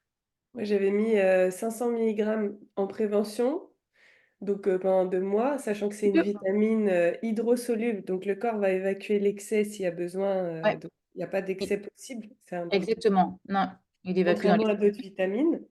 Et en cure de soins, c'est 2 grammes par jour, moi j'avais mis, tu vois. Ah Donc oui! à 2 grammes par jour si vraiment on a besoin de booster, favoriser la convalescence. Ouais. Ça peut être bien quand tu sens... alors, il y a rhume et rhume. Je vais en parler après vite fait du rhume, mais quand on sent on a un rhume, là, on commence déjà à être plombé au niveau mal de tête, le nez, les sinus. Là, on peut y aller à haute dose, hein, très rapidement Ah ouais, ouais, ouais, sur 2 3 jours, là, on y va. Hein. Ouais, ouais, complètement. Amélie, elle met infection urinaire aussi. du coup. Ah bah, la vitamine C, oui, oui, oui, c'est un anti-infectieux, pardon. Donc pour les infections urinaires, les personnes qui ont tendance à faire des infections urinaires, ouais, faire des cures de vitamine C régulièrement sur 2 3 mois. Bah, c'est Euh, logique parce que comme c'est hydrosoluble en grosse quantité, ça va être évacué par les urines un peu tout le temps. Et du coup, ça exactement. va nettoyer le système urinaire. Ouais. Ça passe le long de l'urètre, hop, le petit canal là. Et bah, c'est un petit coup de ménage, quoi. Ouais. Petit coup d'aspi pour les germes pathogènes qui sont. Alors les infections urinaires, oh là là, j'en traite moins qu'avant. Ah là, fut une époque en pharmacie, ça n'arrêtait pas. Et finalement, à force d'avoir donné beaucoup de plantes ou d'huile essentielle, je sais plus ce que je donnais, c'est vrai qu'on a beaucoup moins de retours d'infections urinaires. Ça y est, ça commence un peu à gérer. Ouais. Bon, en prévention, rien que boire plus d'eau, parce que les gens ne boivent pas pour être Ouais, confortable au travail, hein, souvent c'est ça. ouais, Éviter d'aller aux toilettes tout le temps et tout. ouais. Et puis ben, les cures de probiotiques régulièrement, parce que si tu as une flore de côlon saine, tu as plus de chances d'avoir une flore urinaire saine Exactement. également. Ouais. Alors, les probiotiques pour la flore intestinale, il faut savoir qu'ils mettent à peu près 3 semaines pour migrer en fait jusqu'à la flore. Alors, il y a aussi les probiotiques pour la flore vaginale, hein, évidemment, pour tout ce qui est, bah, voilà, ça peut être infection urinaire, mycose, vaginose, etc. Et la petite astuce aussi, et qu'il faut apprendre bah, à tout le monde, hein, même limite bah, oui, bah, aux enfants aussi, si on veut, c'est qu'en fait, pour éviter les infections urinaires, il faut toujours boire vessie vide. C'est-à-dire que si bah, vous allez uriner, il faut toujours reboire derrière. Le fait d'uriner et de reboire, même un peu d'eau, hein, c'est pas non plus voilà, un petit verre d'eau, toujours reboire derrière parce qu'en fait, ça relance la duresse. La duresse, c'est la fabrication de l'urine par les reins. Et le fait de boire un petit verre d'eau à chaque fois qu'on va uriner, mais ça évite grandement les infections urinaires. On va dire que voilà, c'est propre, quoi. Ça circule, ça traîne On pas. parle aussi de la cranberry en baie Oui, pour, oui, ouais. C'est en prévention plus qu'en curatif, mais c'est sûr que c'est pas mal, quoi. Ouais, ouais, c'est un antiseptique des voies urinaires aussi. Ouais, ouais, la canneberge. Et bah, canneberge, oui. Canneberge, cranberry, c'est la même chose. Ouais, et puis voilà. après, c'est toutes les plantes drainantes, hein, pissenlit, Oui, la piloselle aussi. bruyère, queue de cerise. Ouais, la bruyère, c'est vrai que c'est bien, bah, ça augmente l'envie d'uriner. Le pissenlit, piloselle, hein, voilà, ça facilite. Bah, il y a un côté diurétique. Bon, attention, il ne faut pas en prendre trop longtemps, hein, il va y avoir des contre-indications avec certains médicaments ou des insuffisances rénales. Enfin, voilà. Bon, voilà, on fait attention, hein. Parfois, c'est marqué sur les emballages, parfois non. Donc, voilà, il faut qu'on renseigne les gens au maximum. Ouais. Après, bon, on nettoie pas souvent, donc une petite cure de nettoyage. Là, c'est la bonne saison là pour faire une petite cure de nettoyage aussi en prévention. Tout à fait, ouais. Et puis bah, l'hiver, ce qui est bien, mais c'est vrai qu'il faudrait aussi, de temps en temps dans l'année, les gens boivent plus de tisane l'hiver. Ce côté un petit peu cocooning, de boissons chaudes. Et bah, c'est bien. Bon, les tisanes, c'est pas. Les petites tisanes en sachet, là, c'est pas ce qu'il y a de plus concentré, mais c'est bien. C'est bien. Ça permet de boire dans la journée. Voilà, c'est un petit moment convivial, toute seule ou avec des amis. Et finalement, ben, on peut arriver à un bon litre, voire un peu plus à la fin de la journée quand on s'offre des petites boissons chaudes comme ça en période d'hiver, mais on peut aussi se les offrir printemps-été. Voilà. Printemps-été avec les plantes circulatoires pour éviter Ouais, les voies lourdes. ouais. Et après, il y a plein, ouais, les thés verts, les choses comme ça, les petits draineurs. Ouais, ouais, ouais, ouais. Mm. Je vais continuer. Euh, un autre cas aussi typique d'hiver, où là on va prendre pas mal de plantes aussi, qui va être pas mal. Euh, la bronchite, tout ce qui est bronchite en fait, tout ce qui est affection des voies respiratoires, tout grasse, crachat, etc. Ça arrive à énormément de gens l'hiver, évidemment. Euh, si je m'arrête sur la bronchite aiguë, en fait, c'est une inflammation des bronches qui est d'origine souvent virale. Au niveau des symptômes, ça va être bah, une toux grasse, justement, avec des crachats, une légère fatigue, de la fièvre et puis aussi parfois une gêne respiratoire. Voilà. C'est des cas de bronchite en règle générale, en fait. Et en plante, ce qui est très intéressant, quand vous avez une bronchite ou quelque chose qui a l'air de ressembler, vous êtes très gêné au niveau des voies respiratoires, vous avez du mal à expectorer, vous avez une toux grasse, Et ben, au niveau des plantes en phytothérapie, allez en pharmacie acheter du bouillon blanc. Le bouillon blanc, en fait, ça, c'est la plante amie des poumons. Donc, on utilise énormément l'hiver, hein. J'en vends jamais, moi, l'été, hein. Jamais, jamais. C'est vraiment automne-hiver, en prévention ou en curatif. Euh, Elle est souvent recommandée d'ailleurs en cas de bronchite, en cas de toux grasse aussi. On peut la trouver, moi souvent je la prescris, entre guillemets, sous forme de gélule. Mais vous pouvez aussi en pharmacie, en herboristerie, en magasin bio, l'acheter en fait, le bouillon blanc sous forme de fleurs, sous forme de fleurs séchées. Et vous pouvez vous faire une bonne tisane en fait avec les fleurs séchées. En général, c'est pas énorme, hein, c'est une cuillère à café en fait. Dans une petite passoire, vous versez de l'eau chaude dessus, vous laissez infuser, hop, vous filtrez. Vous filtrez. Attention parce que le bouillon blanc, si vous l'achetez en fleurs séchées, il y a plein de petits duvets, il y a plein de petites particules, de petits poils. Et il faut faire attention que ça tombe pas dans votre tasse parce que ça peut un peu vous piquer la gorge. C'est pas intéressant finalement de le boire. C'est vraiment les propriétés de la fleur. On peut en boire 4 tasses par jour, des tasses de bouillon blanc. Euh, Qu'est-ce que je voulais dire? Le bouillon blanc, d'ailleurs, c'est quelque chose que je conseille souvent avec le thym. Voilà. Un en tisane, un en gélule, ou les deux en gélule, si on n'a pas de tisane et si on n'en trouve pas, c'est pas grave. Toutes les personnes d'ailleurs, vite fait, alors les personnes qui parlent beaucoup, les instits, les personnes qui chantent, qui jouent la comédie, les chorales, etc., qui jouent au théâtre, elles achètent beaucoup de thym et de plantain aussi, tout à l'heure on verra, parce que c'est génial quoi, pour pas irriter la gorge en fait. Voilà. Par contre, il y Oui. a...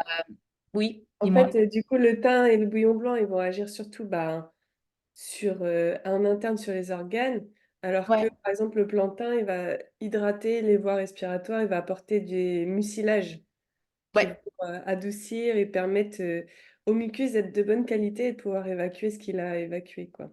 C'est un anti-tout, le plantain. Je vais vous en parler tout à l'heure avec l'échinacée. J'ai fait échinacée plantain dans le même combo, en fait. Ouais, ouais, ouais. Ça, c'est la plante aussi qu'on achète pas mal aussi l'hiver. Ouais, ouais, ouais. Que je vends aussi des personnes qui chantent, qui viennent en spectacle souvent à Nantes et qui, je sais pas si c'est le stress, le trac, elles vont bien, hein. Et 2 jours avant le spectacle, voilà, se sentent pas forcément, elles ont la gorge là qui est un petit peu irritée, qui tousse un peu.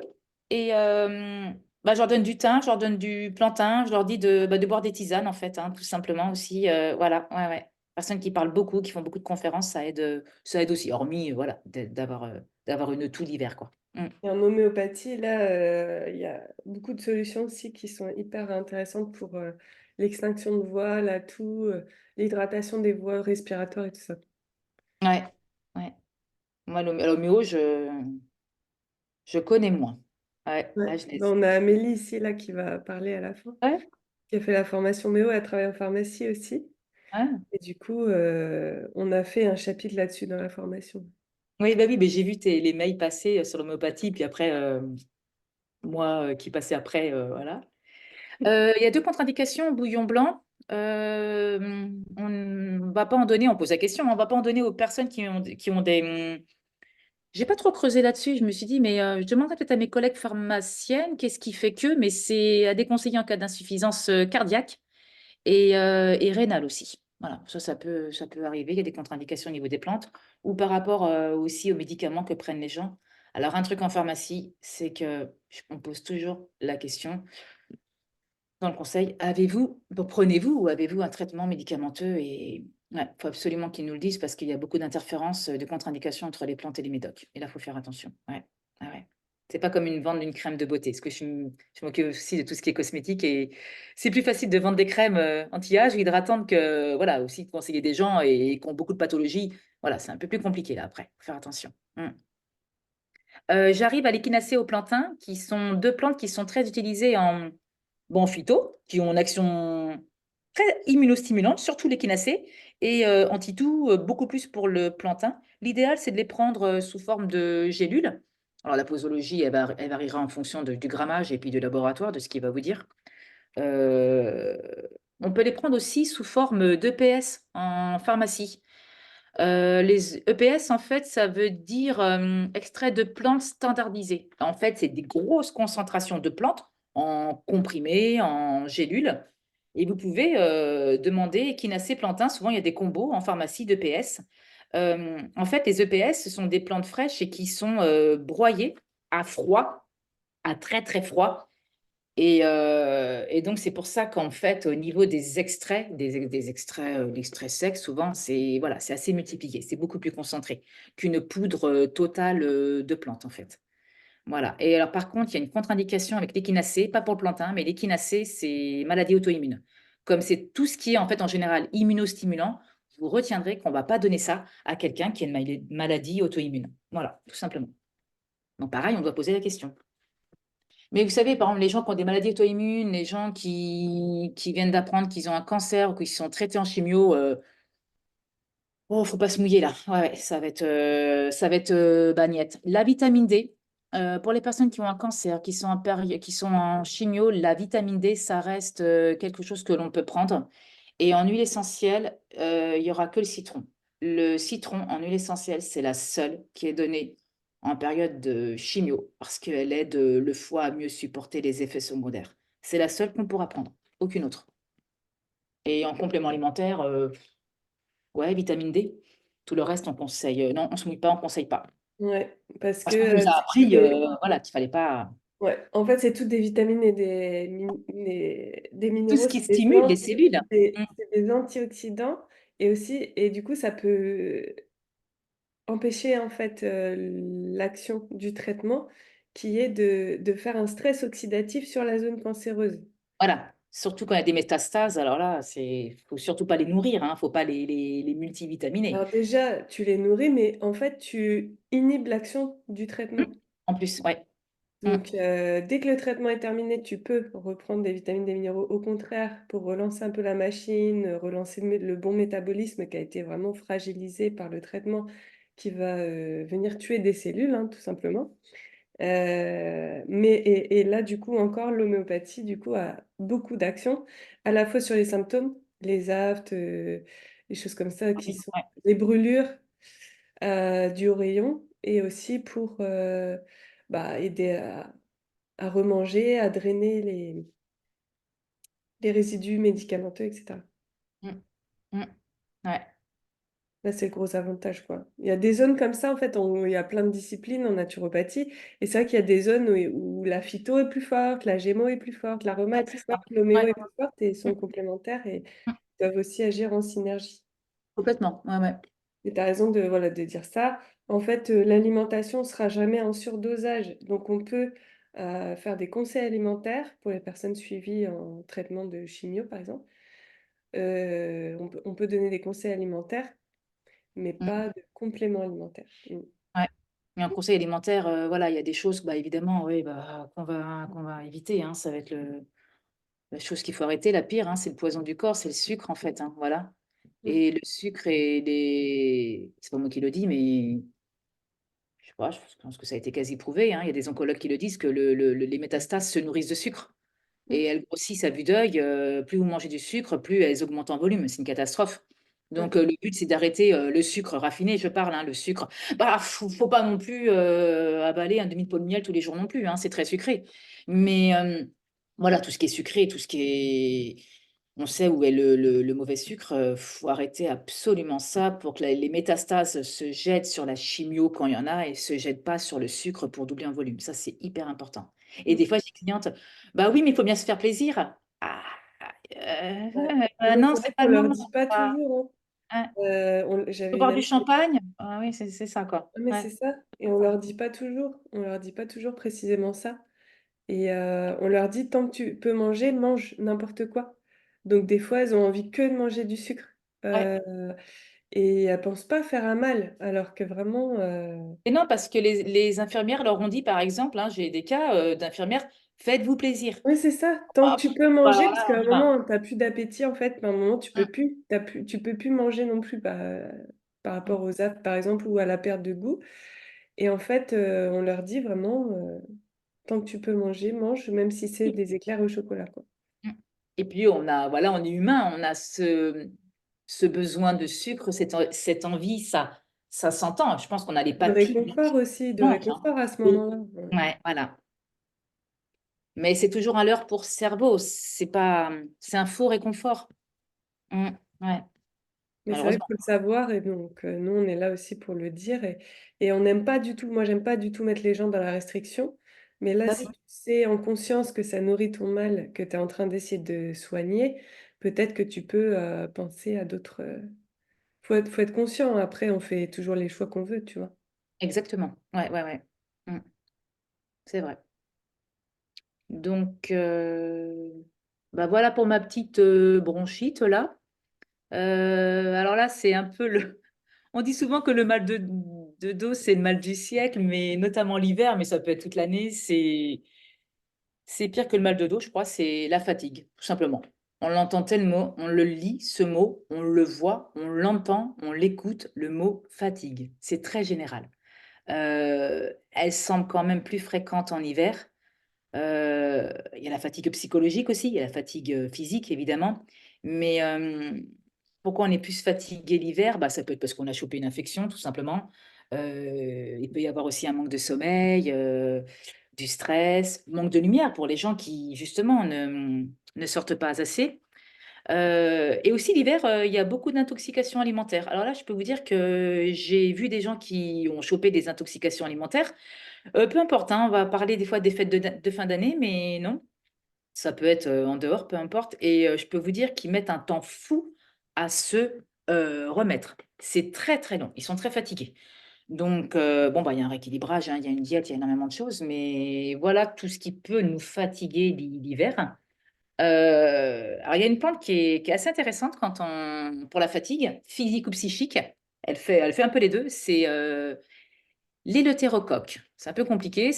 L'orthographe, c'est un peu long là. C'est Eleuth. E accent aigu,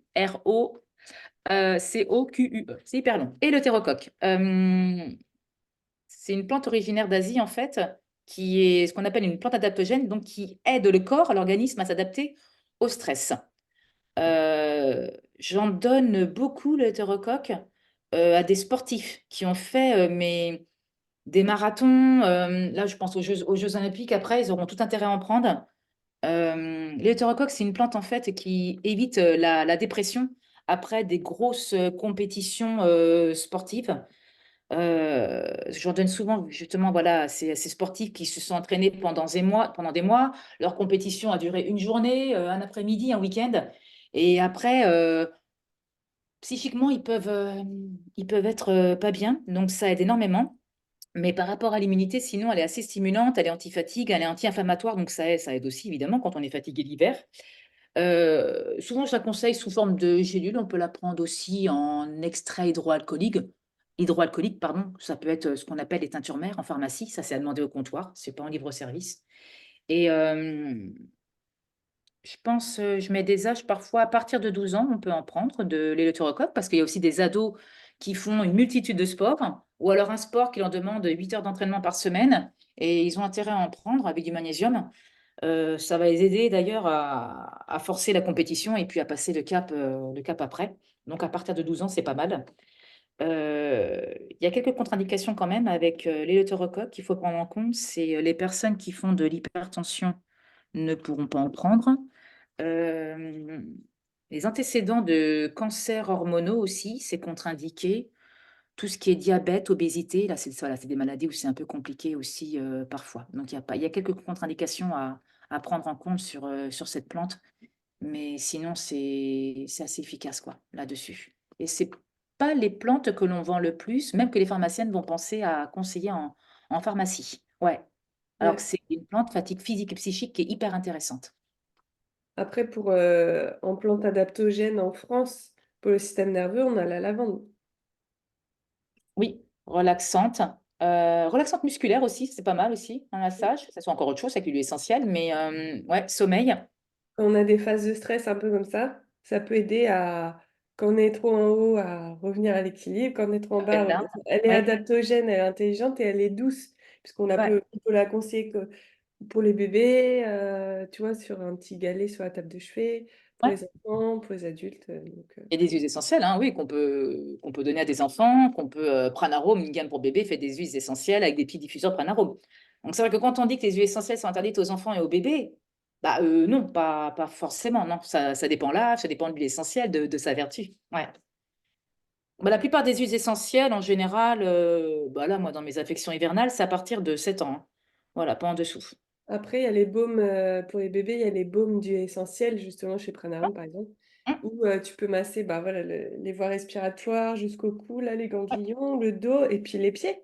Tu peux faire Ouais, de la réflexologie plantaire ouais, avec les petits baumes. Ça fait beaucoup de bien. Et ouais. là, c'est le dosage minimum pour pouvoir s'adapter à tous les enfants. Ça leur fait énormément de bien. C'est vrai que ça les soulage, ils respirent mieux, ils dorment mieux. C'est vrai Mm. que ouais, ça fait énormément du. Il y a un rayon bébé qui est quand même plutôt pas mal. C'est vrai que Ouais. bébé, enfant, pharmacie, c'est plutôt pas mal si on veut pas leur donner de médicaments, qu'on va tenter des approches naturelles. Bah, Il y de a toute de façon, quoi. les médicaments, il n'y aura rien. Enfin, à part les Ouais, antibiotiques, il n'y aura rien pour bébé. il y a Du des coup, choses, tu peux pas, hein. à part Doliprane et antibiotiques, voilà. Ouais. Donc, enfin, moi, j'aime bien aussi penser, tu sais, à l'eau bouillante avec du thym dedans et tu mets le saladier dans la chambre de bébé. Il n'y a Ça pas évite accès, il est dans son lit, il a des barreaux, il ne peut pas passer. Mais Hum, au moins, ça, tu sais, ça hydrate l'air et puis ça permet d'avoir complètement. un peu d'huile essentielle et un peu de vapeur Ouais, chargée. ouais. C'est vrai que même juste un verre d'eau, voilà, ça humidifie la pièce, ça fait du bien, mais voilà, si on peut mettre une petite goutte, alors les huiles essentielles, c'est vrai que c'est pas hydrosoluble, mais bon, dans une petite chambre de bébé, voilà, ça La peut être sur plante le chauffage. entière ou la plante entière dans le saladier avec de l'eau Allez bouillante, hop, ça diffuse. sur le chauffage, sur un chauffage si possible, un Ouais. petit peu de chaleur, ouais, ça diffusera encore mieux. L'oignon coupé aussi. Ah oui, alors ça, c'est des recettes, bon, peut-être des recettes ancestrales ou de grand-mère, au fond du lit ou sous le matelas. Oui, Et sous le lit parce qu'avec les vapeurs, mais en homéopathie, tu as allium cepa, donc finalement, Ah bah c'est oui, oui, oui. l'oignon, donc c'est logique. Ouais, ouais.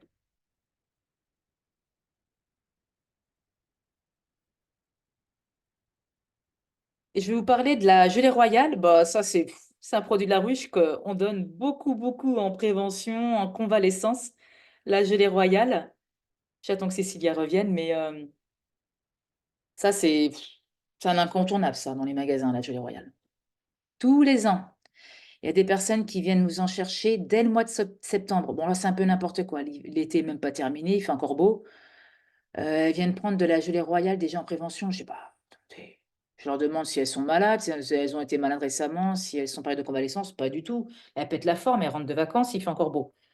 Bon, bah, je leur demande d'attendre un peu. On peut commencer en octobre, voire en novembre. La gelée royale, Cécilia. Donc ça, c'est un incontournable. La gelée royale, c'est bah, voilà, un produit de la ruche, comme la propolis. C'est la nourriture, hein, beaucoup de gens savent, ouais, c'est la nourriture de la reine des abeilles qui vit 4 à 5 fois plus longtemps que ces petites abeilles butineuses ouvrières. Donc c'est vrai que c'est. Alors la gelée royale, c'est un concentré de protéines, de lipides, de glucides, de minéraux, d'antioxydants, de vitamines, notamment les vitamines du groupe B. Et on sait, les vitamines du groupe B, elles sont très intéressantes sur le mental d'ailleurs, certes, mais sur toutes les personnes aussi qui sont sans tonus, fatiguées. Voilà, on en trouve énormément dans la gelée royale et soit dit en passant aussi tout ce qui est fruits, légumes, très riche en vitamine B. On l'appelle un petit peu super aliment, la gelée royale, un peu comme la spiruline. Et l'idéal quand même, que ce soit en pharmacie ou chez un apiculteur, euh, privilégier, il faut voilà, éviter les ampoules, les gélules, pas très concentrées. L'apiculteur, ce sera l'idéal parce que c'est des formes fraîches, non congelées, brutes. C'est des petits pots en verre.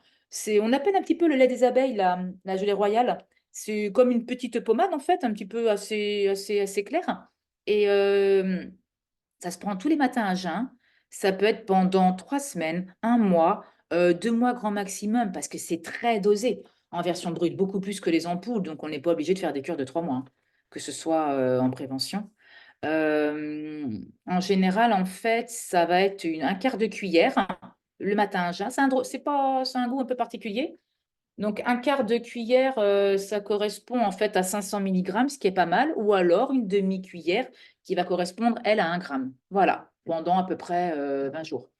Après, c'est un coup, hein, les petits pots comme ça de gelée royale, c'est pas donné, mais c'est hyper efficace, ouais. Oui. Ok, ouais, ouais. Pas de souci.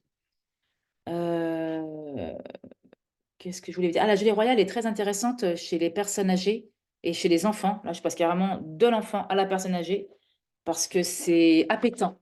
Ça ouvre l'appétit. Donc, c'est super intéressant pour ce type de population. Voilà, ça stimule énormément le système immunitaire, ça renforce les défenses naturelles. C'est parfait en période de convalescence post-Covid, post-grippe. La gelée royale, c'est un bon tonique. Bon, ça n'empêche pas de dormir, de toute façon, ça se prend le matin, mais c'est un bon tonique au sens propre du terme pour, en période de convalescence. On le donne aussi beaucoup, beaucoup comme ça. Voilà. Une autre plante pour la fatigue hivernale, c'est le ginseng qui est une racine asiatique. Le ginseng, moi j'adore, c'est un super stimulant physique intellectuel. C'est parfait le ginseng quand on a même une fatigue nerveuse, du surmenage. C'est pour ça qu'on en donne beaucoup aux étudiants en période de partiel, en période de bac, au mois de juin, etc., en période d'examen, peu importe. Mais c'est super pour la fatigue et la fatigue mentale.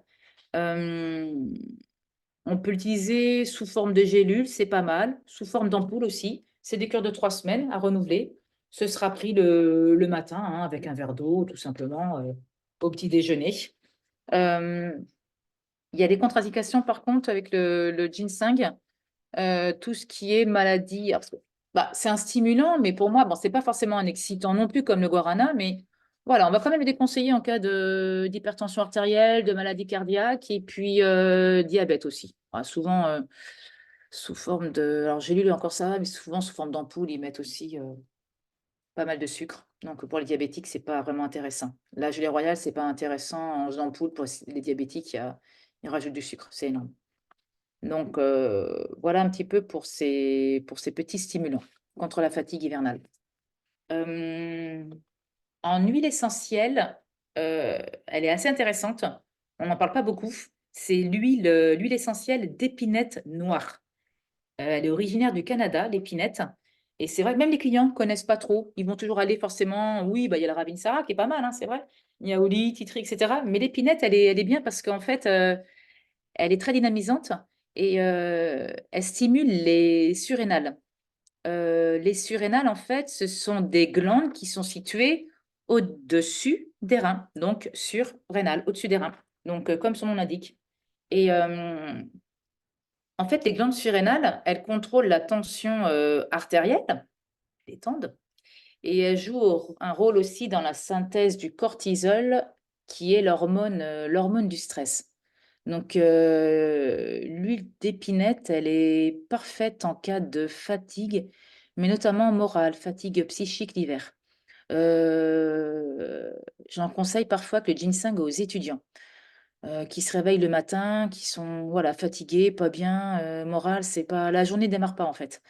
Donc, l'idéal, en fait, c'est d'utiliser tous les matins. Vous mettez 4 gouttes d'huile essentielle d'épinette dans un peu d'huile végétale. Et en fait, et vous massez votre dos, là, au niveau des reins, évidemment, tous les matins. Et ça repart. Voilà. Là, pour ça, c'est vrai elle est bien sur cet état de fatigue, en fait. Voilà. Euh,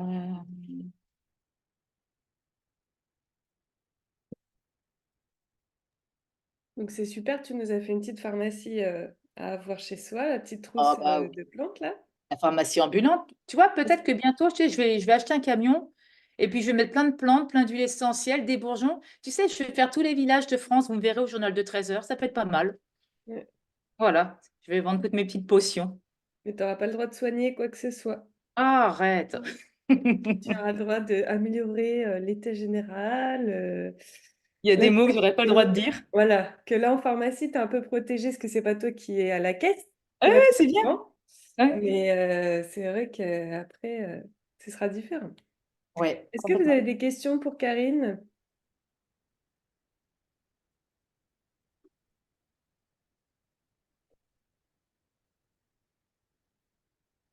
Et puis, je vais faire entrer Amélie, qui donc est notre formatrice en homéopathie, qui voulait faire un petit coucou. Et puis, vous avez beaucoup de choses à partager, hein, parce que vous travaillez dans des endroits similaires. D'ailleurs, vous devez pas être très loin géographiquement. Alors, bonjour à tous et à toutes. Enfin, c'est surtout des femmes, a priori. Oui, bonjour. Après, il y a le Bonjour. replay, hein, donc Eh ben, merci beaucoup, Karine, pour cette petite masterclass sur les plantes. J'ai trouvé ça super intéressant parce que tu abordes des plantes qui sont un petit peu moins connues, on va dire, du grand public. Oui, de tout. Ouais. Ouais, J'ai pris un petit donc, peu plus de temps que prévu. Je vois l'heure là. ouais. Désolée. Donc, merci beaucoup. Et c'était très intéressant, du coup, d'avoir ce petit retour sur les plantes et les huiles essentielles. Donc oui, moi, je suis un petit peu plus spécialisée sur l'homéopathie et donc je suis formatrice auprès de Cécilia donc pour ce module, donc homéopathie, découverte de l'homéopathie, etc. Et donc je voulais compléter dans le sens où on peut donc associer les plantes, l'homéopathie. Et ce qui est intéressant dans l'homéopathie, c'est que on pourra le donner du bébé jusqu'à la personne âgée. Donc ça, c'est intéressant dans le sens où les plantes, on peut pas forcément, les plantes et les huiles essentielles, on peut pas forcément les donner chez le bébé, l'enfant, enfin le bébé, l'enfant.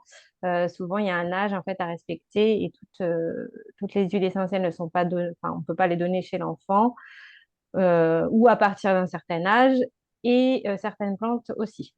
Donc voilà. Tandis qu'en homéopathie, on pourra s'amuser un petit peu plus dans le sens où on n'aura pas de risque d'effets secondaires ni d'interaction médicamenteuse. Voilà ce que je voulais rajouter. Et notamment aussi dans les cancers. Très intéressant dans l'oncologie, pardon. Euh, voilà. Donc, c'était ce que je voulais rajouter. Et oui, si vous avez des petites questions en homéopathie, je serais ravie de pouvoir y répondre. Voilà. bah là, tu devais trépigner à chaque fois pour chaque truc. Ah, mais c'est ça qu'il faut en souche et tout. C'est vrai qu'on Bah a oui, vu oui, oui. quelques-unes, mais Mm. voilà. C'est vrai que c'est intéressant de compléter, oui. Après, c'est sympa de s'amuser, mais là, oui, c'était intéressant dans le sens où elle a vraiment donné des plantes qu'on n'a pas forcément l'habitude d'entendre. Merci. Voilà. Par contre, je suis désolée, je ne vais pas pouvoir rester. J'ai un rendez-vous et je dois rendre l'ordinateur de ma fille qui est en période de partiel là et Pas de souci. oh là là, qui doit réviser. Je vais faire perdre beaucoup de temps. Donc, en tout cas, je te remercie, Sylvia. Je vous remercie toutes bah, voilà, d'avoir été présentes. Merci pour vos questions. Merci Euh, à toi d'avoir partagé ton savoir. ouais, Et ça me puis, fait plaisir. Et, et puis, s'il y a des questions, je serais ravie de vous y répondre. Voilà, à part. Merci. Merci. Je vois des petits messages là. Merci, bah, merci. je Merci de votre mettrai tes présence. coordonnées si tu veux, si les Il n'y a personnes veulent aucun problème. des Aucun infos pour problème. elles. Ah, pas de souci, ça ne me dérange pas, au contraire. Ça, c'est mon côté prof. Mais très bel après-midi, très bonne continuation là en visio et à bientôt. Et bon week-end à tous à venir.